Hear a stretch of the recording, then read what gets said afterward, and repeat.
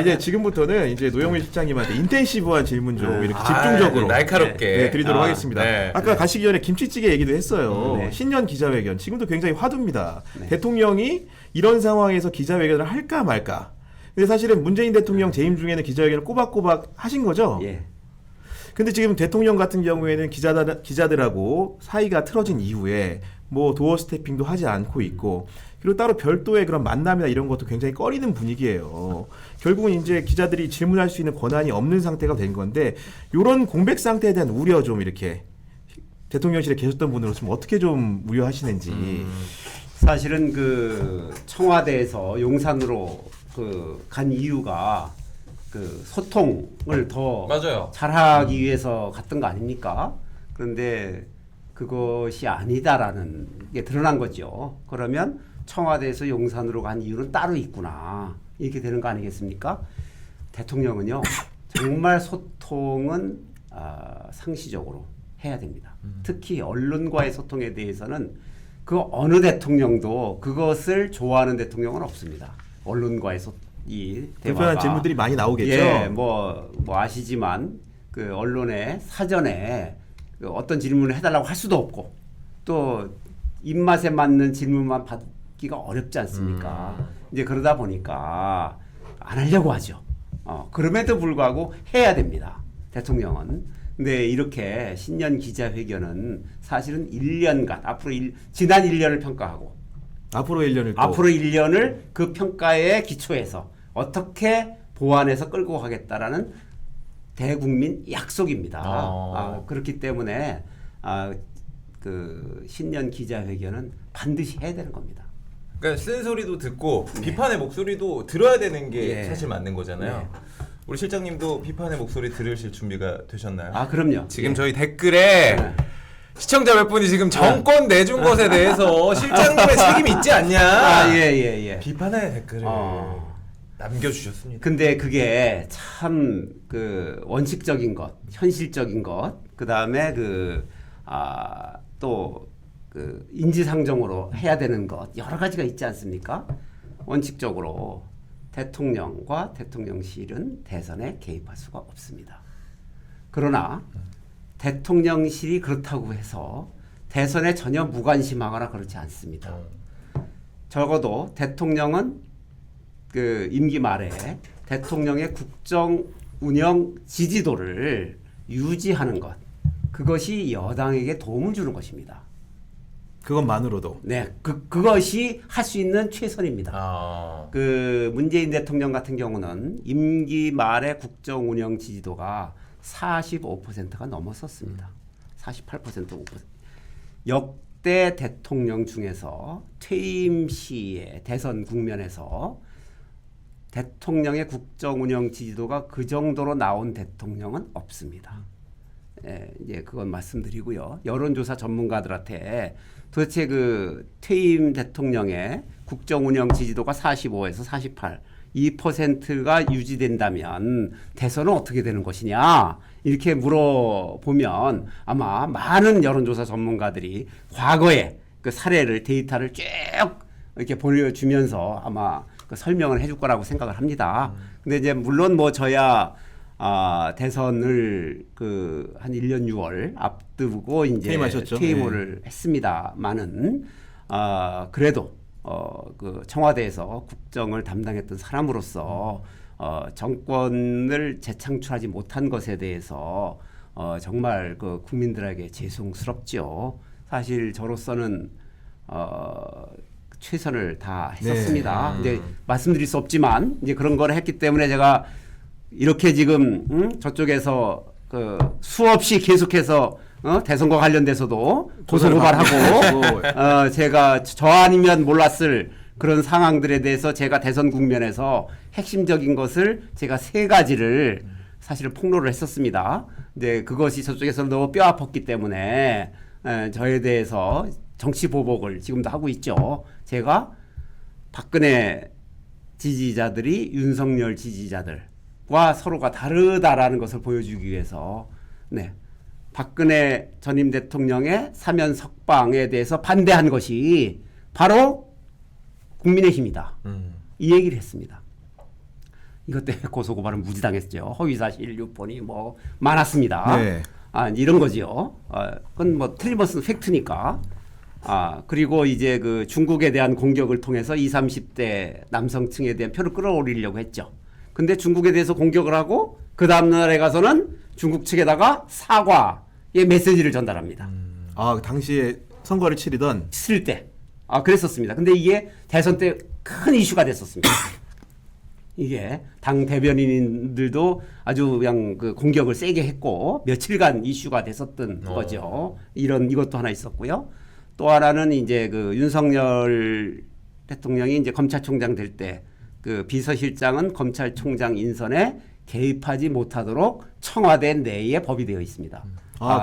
그래서 저는 그거에 대해서는 관여는 하지 못했지만 그 대화록 같은 것을 그 나중에 이제 참고로 이렇게 받아 보면 소위 검찰 개혁, 그 뭐 검경 수사권 조정, 뭐 공수처 설립, 뭐 이런 여러 가지가 있지 않습니까? 이런 것에 대한 그 동의 내지는 지지가 우리 정부보다 더한 지지를 보여주더라. 윤석열 당시 후보자가 예. 그러면서 사실은 그게 국민을 속인 거고 대통령을 속인 거다.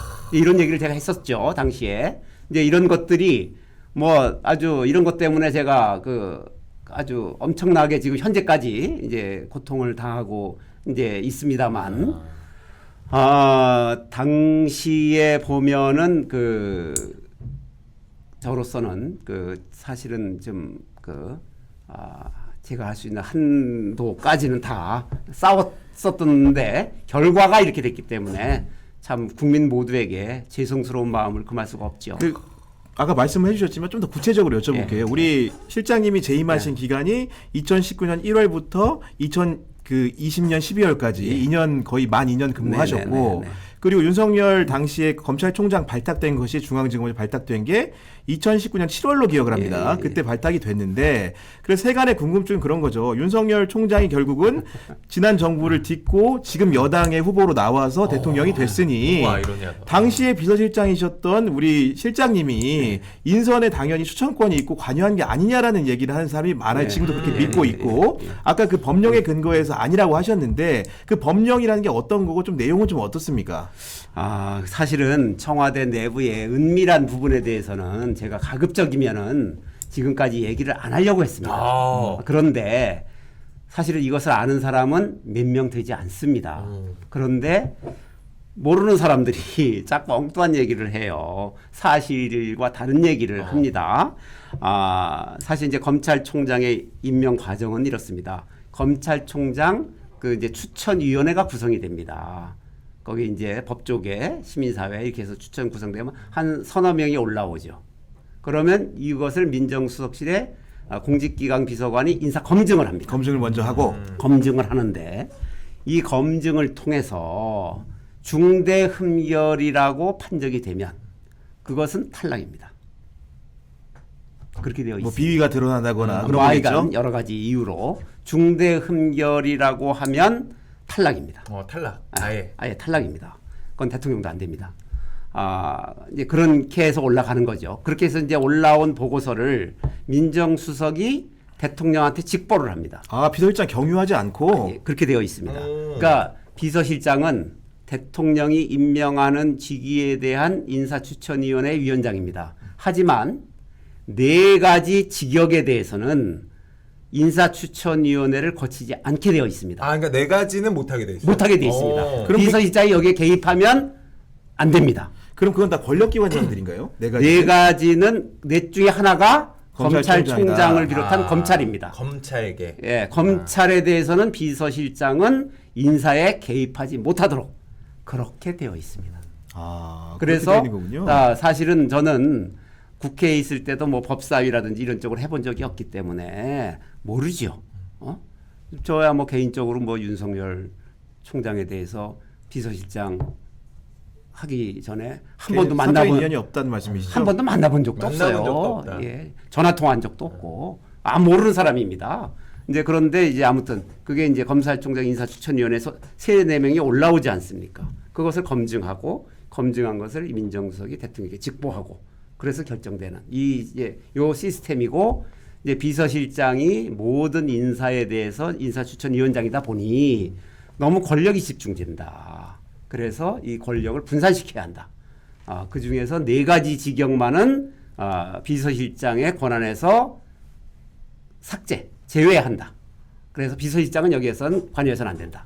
이렇게 문재인 정부는 그렇게 했습니다. 그런데 그 추미애 전 법무부 장관이 어제 페이스북에 글을 올리셨어요. 그런 세게 하셨더라고요. 네, 문재인 정부가 윤석열 대통령을 끊임없이 예. 힘을 실어주고 방치했다 이런 식의 주장을 하시면서 이 와중에 책임을 지고 석고대죄할 비서실장이 총선 출마한다고 한다. 임종석, 노영민 나가라 이렇게. 그렇죠. 사실상 당의 후보 자격이 없다라는 얘기로 들릴 정도로 강력한 비판을 했습니다. 아마 뭐 정치적인 그 주장이라고 저는 생각을 하고요. 그것도 역시 이걸 아셔야 됩니다. 문재인 대통령은 전임 대통령이 불법을 저질러서 탄핵된 이후에 취임한 대통령입니다.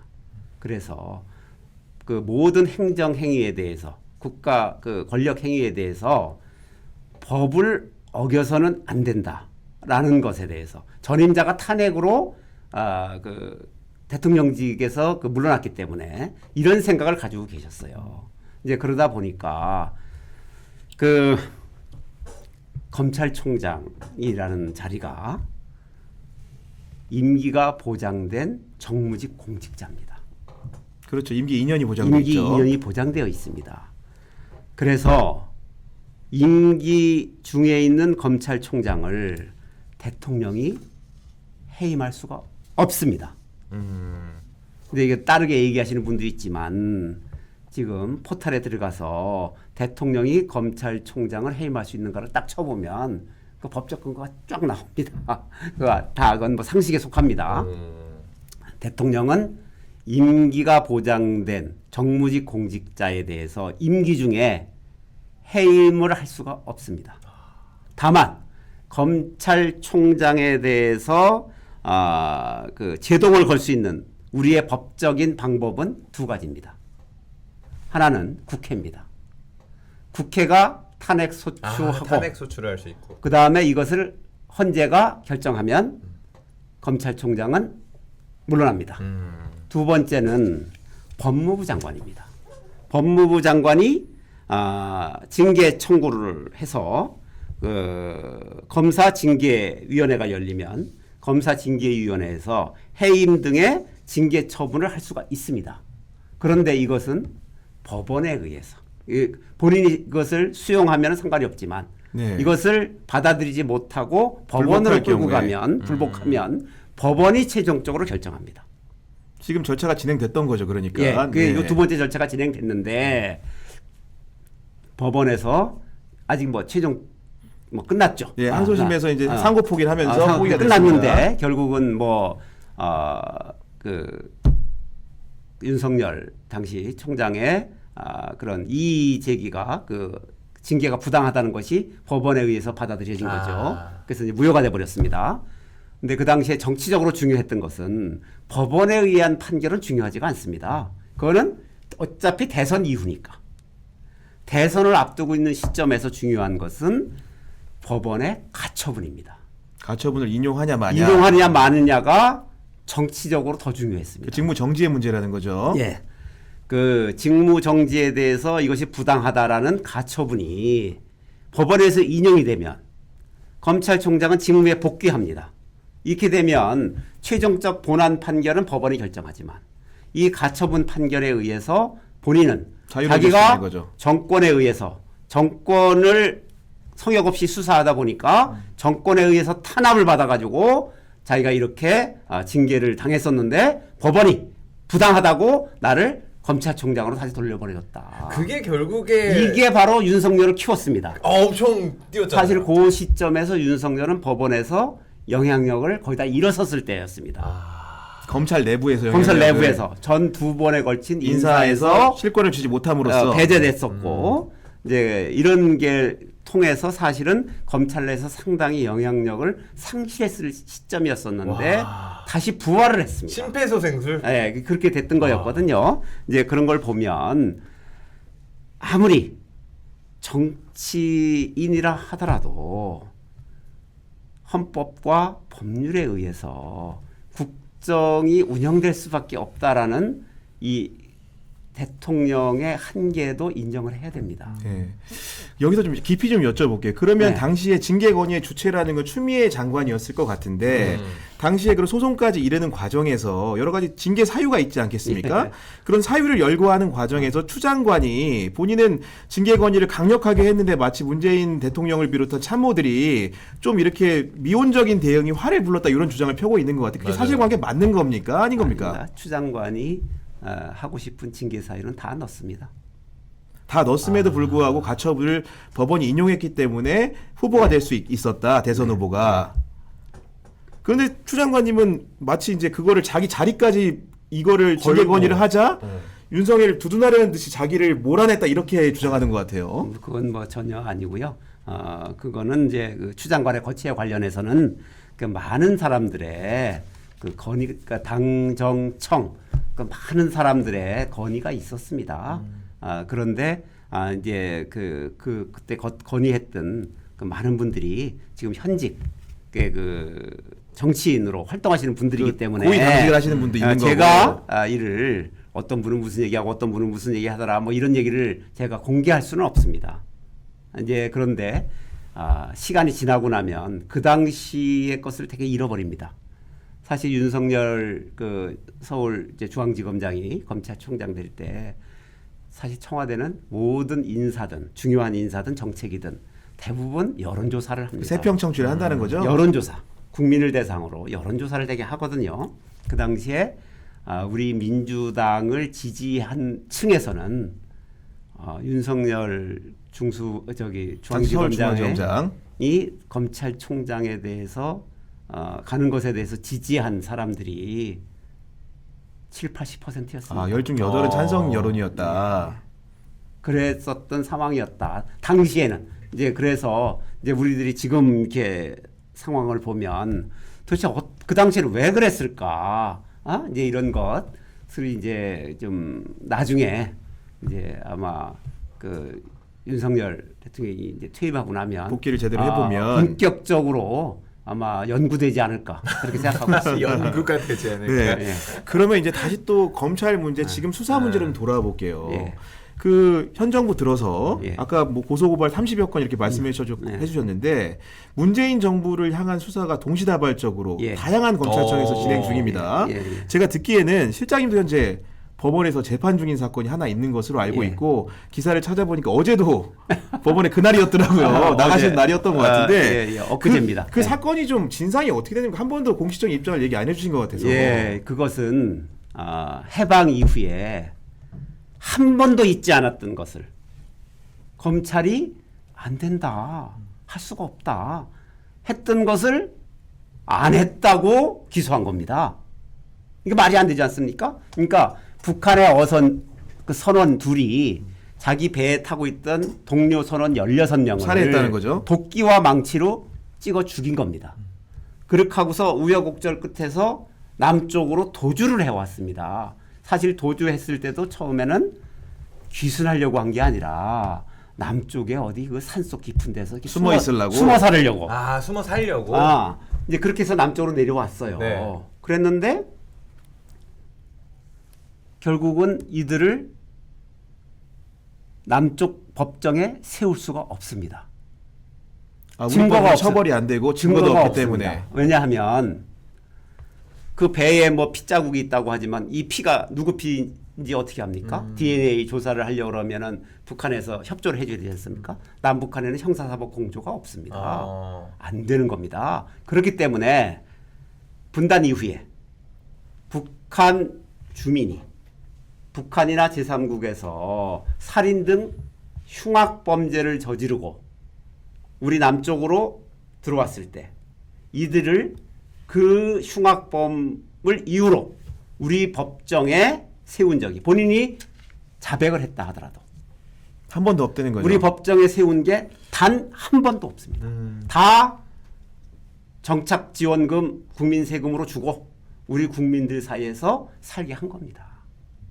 근데 우리가 볼 때 이거는 이 사람들은 너무 흉악하다. 끔찍한 흉악범이에요. 동료 선원 16명을 도끼로 찍어 죽인 사람을 어떻게 우리 국민 세금으로 우리 국내에 정착시켜서 우리 시민들 사이에서 일상생활을 같이 영위할 수 있게 그건 안 된다. 할 수 있느냐. 이거는 헌법이 규정한 우리 국민의 생명과 안전을 지켜야 하는 정부의 입장에서는 도저히 할 수가 없었던 겁니다. 그리고 그렇게 했던 행위에 대해서 지난 정부 때 검찰이 이미 무혐의로 혐의 없음으로 종결 처분을 끝냈던 사건입니다. 이것에 대해서 다시 그러면 대통령이 무슨 이거 뭐 어쩌고 하니까 재기 수사가 된 겁니다. 고검에서 이것도 재기수사 명령이 예, 떨어져서 재기 수사가 돼서 한 거고요. 응?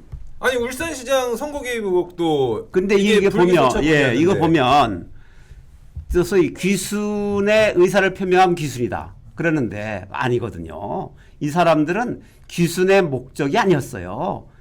아주 살인든 흉악범을 저지르고 남쪽으로 도주하다가 체포된 겁니다. 그런 부분들은 그 당시에 북한 선원들의 자술도 있는 것이죠. 예, 그것은 예. 우리가 이제 그 SI 첩보라고 하죠. 그 SI 첩보와 두 사람에 대한 분리신문에서 본인들이 다 자백했고 이 세 가지가 다 일치했습니다. SI 첩보라고 군의 첩보인 건가요? 군의 정보기관의 첩보인 건가요? 예, 예. 그래서 이 부분에 대해서는 검찰도 그 부인하지 않고 이의를 있고. 제기하지 않습니다. 그들이 16명을 죽인 흉악범이라는 것에 대해서는 검찰도 그 이의 제기를 하지 그럼 않습니다. 검찰이 이거를 실장님을 기소하면서 직권남용 네. 판단을 한 것 같은데 어떤 점이 직권남용이라는 겁니까? 그건 코미디입니다.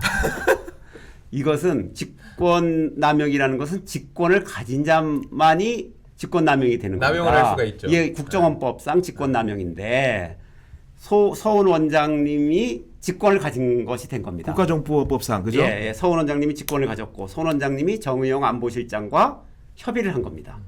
청와대와 협의를 했고 정의용 안보실장님이 11월 3일 저녁인가 저한테 전화를 해서 근데 본인은 기억이 안 난대요. 저의 진술밖에 없습니다. 유일한 게 저의 진술입니다.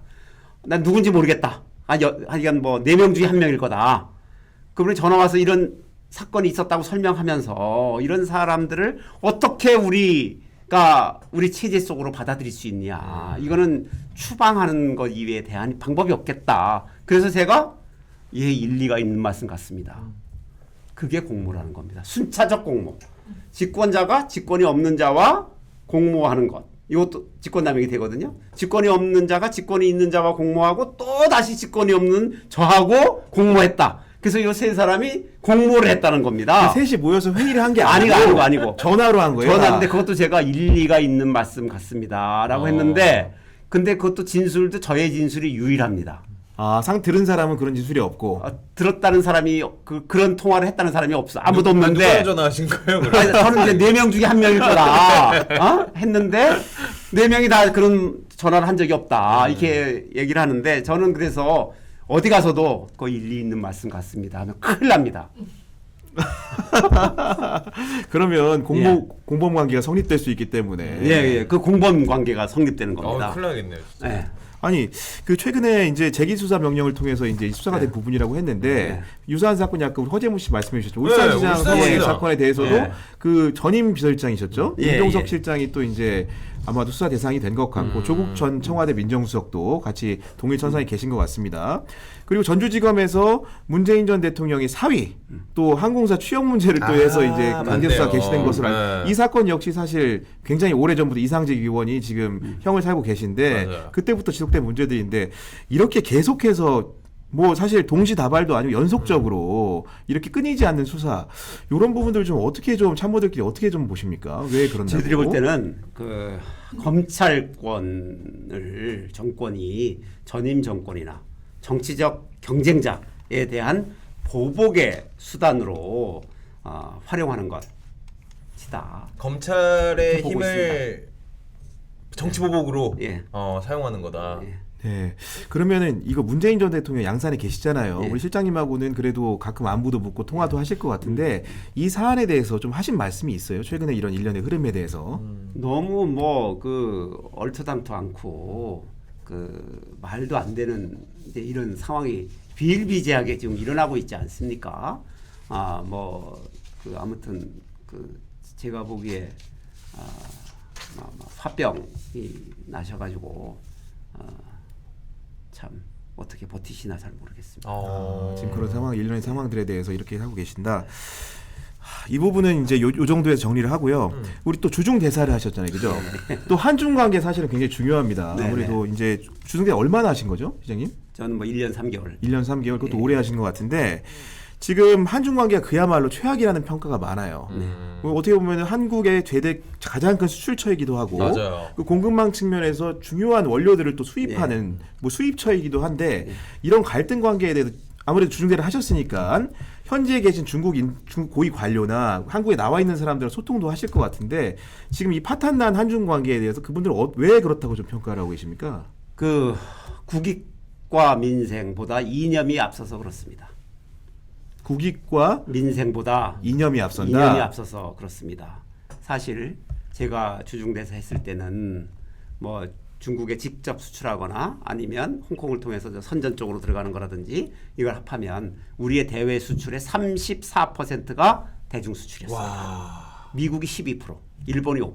지금 또 역전됐다는 얘기가 그러니까 있어요. 월별 수출이. 미국 수출, 일본 수출을 합해도 중국 수출의 반밖에 안 됐습니다. 무역 수지 흑자는 말도 못합니다. 예를 들어서 우리가 1년에 250억 불 정도의 흑자다. 그럼 대중국 무역 수지 흑자가 500억 불입니다. 아, 그러니까 나머지 중국을 깎아먹는구나. 빼면 250억 불 흑자가 아니라 250억 불 적자입니다.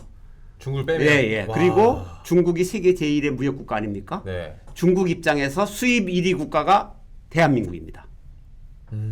우리 수출을 그만큼 많이 하니까. 그러니까 아주 그 자랑스러워할 만한 그런 거죠. 그런데 문재인 윤석열 정부 1년 만에 중국에서의 수입 국가 랭킹이 우리나라가 5등으로 떨어졌습니다. 5등으로. 항상 1등했던 나라거든요. 우리나라가 5등으로 떨어졌어요. 그럼 1등을 누가 차지했냐?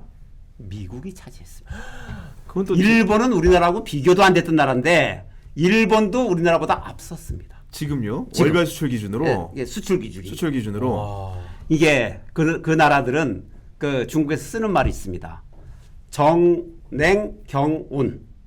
정치, 뭐 군사 안보 이런 정치의 영역은 냉, 차갑게. 차갑게 되어 있지만 경온, 경제는 따뜻하게. 따뜻하게 가자. 요게 이제 중국의 입장입니다. 그러다 보니까 미국이나 일본은 정경분리의 원칙에 따라서 경제에 있어서는 가급적이면 정치와 연결시키지 않고 수출하려고 합니다. 그러다 보니까 미국과 일본의 대중국 수출이 이렇게 순위가 이렇게 올라가는, 우리나라 폭락하고 우리는 이런 정냉 경쟁 겁니다. 아닙니까? 네. 지금 그러니까 이런 거죠. 맞아요. 우리 정부의 고위 당국 뭐 관계자가 뭐 탈중국 이런 얘기 하잖아요. 그렇다고 우리가 뭐 생기는 게 뭐가 있습니까? 그리고 중국 일반 국민들이 탈중국이란 얘기를 들으면 기분이 좋겠습니까? 나쁘겠습니까? 사실 우리가 중국에 지금까지 수출해 왔던 것은 중간재나 자본재 같은 게 많았습니다. 근데 이제는 소비재로 넘어가야 됩니다. 우리가 중국에 수출했던 소비자 중에 핵심적인 게 자동차, 휴대폰, 화장품이었습니다. 이거는 일반 국민이 소비하는 겁니다. 그런데 중국 국민들이 볼 때 한국이 맨날 입만 열면 탈중국이니 뭐 이런 소리 하니까 누가 사겠어요? 한국 제품을 구입하는 것은 비애국적 행위라고 중국 국민들이 그렇게 인식하기 시작합니다. 혐한 정서가 좀 생기겠네요. 그러니까 우리가 옛날에 뭐 양담배 피면 뭐 이상한 사람으로 봤듯이 한국 제품을 구입하는 것은 저 사람은 비애국자라는 이런 시선이 가는 겁니다. 그러니 우리가 앞으로 중국 시장에 어떻게 접근하겠습니까? 저는 그래서 이념 다 떠나서 그냥 우리나라에서 1시간 거리에 15억의 거대 소비자가 있는 시장이 있다. 15억에. 15억의 거대 시장이 존재한다. 1시간 거리에. 그것도 구매력이 어느 정도 있는. 이렇게만 생각하자. 정치와 분리하자. 이거를 지금부터 하더라도 아마 다시 되돌리려면 시간이 걸릴 겁니다. 그렇지만 그래도 이렇게 나가야 됩니다. 그 실장님 계실 때는 그래도 주중대사로 지내면서 관계가 좋으니까 뭔가 의사소통 현지에서도 원활했을 것 같은데 지금 나가신 정재호 대사 맞으시죠? 그분 굉장히 곤혹스러우실 것 같아요. 혹시 뭐 실장님한테 조언을 좀 구한다거나 아니 그런 뭐 게 좀 그런 건 있습니까? 없는데요. 저희가 갔을 때도 좋지는 않았었습니다. 그런가요? 그때 사드 때문에 아. 한중 관계가 최악이었었습니다. 최악일 제가 때. 그 사드 문제를 풀어내려고 정말 힘들었습니다. 제가 이제 중국 갔을 때 이제 대통령께서 저한테 3가지 밀명을 내린 게 그 중에 하나가 사드 문제를 해결해라. 해결하고 하라. 이거였거든요. 아무튼 전 이제 재임 기간 중에 대통령이 3가지 밀명을 다 이제 아니, 2가지 해결했습니다. 밀명은 뭐예요? 아니 밀명이 밀명은 안 아닙니다. 아무튼 그런 건데 안 알려주시는 거니까. 그래서 지금은 사실 좀 너무 안 좋습니다. 상황이. 예, 어느 정도냐면 우리 대사가 중국 외교부나 중국 공산당이나 소위 그 중간 간부, 뭐 말단 간부, 조카 그런 분들한테까지 그 면담 신청을 해도 받아들여지지 않습니다. 와, 너무한다. 아예 그냥 봉쇄 상태인 거네. 예, 양국 예. 간의 소통이. 완전히 그러니까요. 양국 간의 그 소통이 사실상 봉쇄된 거. 그 사실은 미국과 일본이 정냉이라고 하지만 지난번에 그 샌프란시스코인가요? 만났죠. 에이펙에서 할 때는 미국과 중국의 정상은 4시간 동안 긴밀하게 소통하죠. 회동을 했어요. 그래서 대만 문제가 양국 간의 군사적 충돌로 비화되지 않게 하는 그것에 대해서 양국 간의 합의가 이루어졌고 네. 일본하고도 해가지고 일본과 중국 사이에 전통적인 그런 외교 그런 거 있습니다. 그 뭐 전략적 호혜 관계인가 뭔가 이런 게 있는데 그것을 유지하는 것으로 그렇게 또 양국 정상이 합의를 했거든요. 우리는 만나지도 못했어요. 그냥 걸어가다가 이렇게 인사한 게 다. 그러니까 우리는 대중국 그 봉쇄 정책이랄까요? 이런 거에 제일 앞장섰는데 오히려 그 와중에 미국과 일본은 실리적으로 누리고 실리는 다 챙겼어요. 우리는 또 경제적으로 우리는 또 빠지고. 우리만 힘들어. 다 잃고 경제는 경제대로 망가지고 그니까요. 이런 상황입니다. 말씀 들으니까 굉장히 좀 이렇게 심각하게 느껴지는데 그 끝으로 이제 한 가지만 좀 더 여쭤볼게요. 아무래도 이제 다선 국회의원이시고 사실은 네. 이번에 또 총선 준비를 하고 계시고 또 국회에 가면 또 다양한 역할을 또 요구받으실 수 있을 텐데 지금 여야 관계가 어느 때보다 굉장히 안 좋은 것 같아요. 얼마 전에 어제 전해진 소식으로는 2+2 협의체라고 해가지고 정책위 의장과 원내수석 부대표끼리 만나서 뭔가 법안을 통과시키는 채널이 있는데 그 채널이 이제 재구시를 못한다는 보도가 나왔고 실제로 내일 본회의가 예정돼 있는데 민생 법안을 하나도 통과 못 시켰다는 겁니다. 좀 이런 여야 관계 사실은 진두지휘를 해보셨잖아요. 좀 어떻게 좀 평가하시는지요? 난 진짜 이해가 안 되겠는 거예요. 여야 관계 특히 야당이 다수당 아닙니까? 만나서 사정하고 부탁해야 될 것은 대통령실이에요. 대통령실이 국정에 대한 무한 책임을 가지고 있지 않습니까? 모든 정책의 완성은 입법이거든요. 입법에서 국회에 과반 의석을 갖고 있는 야당의 도움 없이 아무것도 안 되는데 국가를 책임진 대통령실이 왜 야당한테 협조를 구하지 않는지 도대체 이 나라를 어떻게 끌고 가겠다는 것인지 이해가 안 됩니다. 만약에 거부권이 있어서 그렇잖아요. 아니 거부권은 뭐 법안을 안 만드는 것은 있지만 법안을 만들어야 되는 것도 있을 그 성한 단계에서는 예. 양자 간의 협의를 이렇게 해야 되는데 만들어야 되는 법이 있으니까. 근데 저는 무슨 그 이재명 대표가 무슨 뭐 피의자라고 안 만났다? 안 만나고. 그거는 말이 되는 겁니까? 다 그건 거짓말입니다. 아니 나경원 그 저출산 고령사회위원회가 부위원장에서 네. 임명장까지 줬잖아요. 대책위원. 나경원 의원은 지금 재판받고 있잖아요. 국회 선진화법으로. 그러니까. 그건 피의자 수준을 넘어서 거긴 지금 재판 중이에요. 국회 선진화법으로. 국회 선진화법은요. 최저 형량에서 50%를 감량을 해도 그게 그 출마를 못하는 형이에요. 그리고 이건 증거가 모든 언론사의 화면에 다 나와 있어요. 녹화돼 있다는 거죠. 그러니까 재판을 진행하지 않고 저렇게 법원이 질질 끌고 있는 건데 아니 그 사람은 지금 피의자 아닌가요? 그 사람만 피의자인가요? 아이 그동안 뭐 피의자들 많은 사람 만나가지고 다 했잖아요. 형평성이 좀 어긋난다. 그러니까 그냥 내 꼴리는 대로 할 거야. 이거밖에 더 되겠어요? 뭐 자기 마음대로 하는 것에 대한 핑계를 그렇게 된 거죠. 네. 뭐 국가를 운영하려면 대통령은 싫은 일도 해야 됩니다. 그리고 야당에게 협조를 구해야 됩니다. 그것은 대통령의 미덕입니다. 그건 자존심 상하는 게 아닙니다. 권력자가 가진 어떻게 보면은 그게 예. 권한일 수도 있는 거죠. 그런 예. 미덕이. 그렇게 생각이 되는데 오늘 시장님하고 이제 1시간 10분 가까이 말씀 나눴는데 네. 어느 때보다 시원하게 말씀해 주신 것 같아요. 그러니까요. 지금 네. 현안에 대해서 국정 현안 전반에 대해서 오늘 우리 정치비상구 첫 시간 함께 하셨는데 느낌이 좀 어떠세요? 좋았습니다. 앞으로 자주 있을 때마다 모시도록 하겠습니다. 그 지금까지 노영민 전 대통령 비서실장님 그리고 먼저 가신 김성환 시사평론가 너무 감사드리고요. 맞아요. 네, 우리 허재호 씨. 네. 이제 두 번째 나오시니까 점점 더 시사 상식이 계속 업그레이드 되는 것 같아요. 공부를 열심히 하고 나옵니다. 구구형 기자님의 지금 진행 실력이 날로 상승을 하고 있기 때문에 저도 열심히 따라서 여러분들 제가 오르길 기대하는 게 딱 두 가지가 있습니다. 제 주식하고 이 경향TV의 구독자 수가 오르길 제발 여러분들. 정말 실장님도 오늘 집에 가시면 되겠고 경향TV 구독 좀 꼭 부탁드립니다. 예, 네, 알겠습니다. 그리고 지금 저희 그 구성원 여러분들 네. 사돈의 팔촌까지 다 연락 돌리세요. 맞아요. 지금 구독과 좋아요 절실하고 또 댓글도 지금도 늦지 않았습니다. 한나라도 더 달아주시고 그런 여러분의 성원과 이런 것들이 또 좋은 정치 우리가 정말 우리 꽉 막힌 정치가 뭔가 풀어져야 되지 않겠습니까? 아니 그런- 근데 예. 표영 형님 그 지난주보다 구독자가 꽤 많이 올랐더라고요. 많이 올랐어요. 그래서 지금 10만 가는 거 아니냐. 네. 이럴 때 이제 10만 공약을 하나 또 얘기를 해주셔야